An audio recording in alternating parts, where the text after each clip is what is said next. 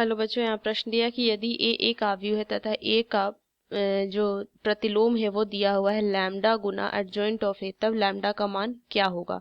तो देखिए यहाँ से मुख्य अवधारणा, तो सबसे पहले अगर देखिए ए का प्रतिलोम, तो इसको मैं लिख सकती हूँ एडजॉइंट ऑफ ए बटा में ए का सारणिक मान, ये लिख सकती हूँ मैं। और यहाँ से देखिए एडजॉइंट ऑफ ए ज्ञात करना है, वो भी मेरा ये 2/2 का वर्ग आव्यूह है। तो इसका अगर मुझे देखिए इसका अगर मुझे एडजॉइंट ऑफ ए ज्ञात करना है 2/2 का है, मान लीजिए ये ए बी सी डी है, तो इसका जो एडजॉइंट ऑफ ए होगा ना वो क्या हो जाएगा। यहाँ से देखिए इसको मैं क्या करूंगी, इन दोनों का स्थान ना बदल देते हैं, तो ये हो जाएगा डी और ये हो जाएगा ए, और ये माइनस बी और ये माइनस सी हो जाएगा। ये 2/2 का ही वर्ग आव्यूह में हम ऐसा कर सकते हैं। तो चलिए इसको अगर मैं देखूं, सबसे पहले एडजॉइंट ऑफ ए ही ज्ञात कर लेते हैं।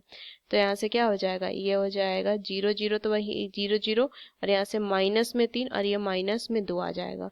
और अगर मैं देखूं इनका ए का सारणिक मान ज्ञात कर लूँ तो कितना हो जाएगा, ये हो जाएगा ऋण में 6, ये आ जाएगा सारणिक मान मेरा। अब देखिए यहाँ से अगर मैं लिखूं इसे का प्रतिलोम बराबर लैम्डा गुना में एडजॉइंट ऑफ ए, तो एडजॉइंट ऑफ ए तो हमने ज्ञात कर लिया 0 ऋण में 3 ऋण में 2 और ये 0। देखिए अगर इसको मैं लिखूं तो इसको क्या लिख सकती हूँ, इसको लिखेंगे ऋण में 1/6, और यहाँ से कितना आ जाएगा एडजॉइंट ऑफ ए, तो ये हो जाएगा 0 ऋण में 3 ऋण में 2 0 बराबर लैम्डा। तो इसको क्या लिख सकते हैं, मैं लिख सकती हूँ लैम्डा अंदर गुना कर दीजिए, तो ये कितना हो जाएगा 0 माइनस में 3 लैम्डा ऋण में 2 लैम्डा और ये 0, ये लिख सकती हूँ।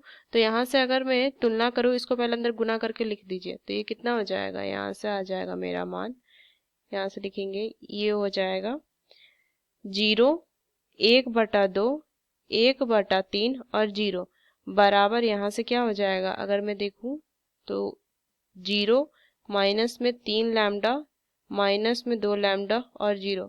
देखिए इनको तुलना कर सकते हैं, 2/2 का आव्यूह है तो तुलना के संगत अवयव बराबर होंगे, तो यहाँ से क्या ले सकते हैं 1/2 बराबर में -3 लैम्डा, तो लैम्डा बराबर में कितना हो जाएगा ऋण में 1/6।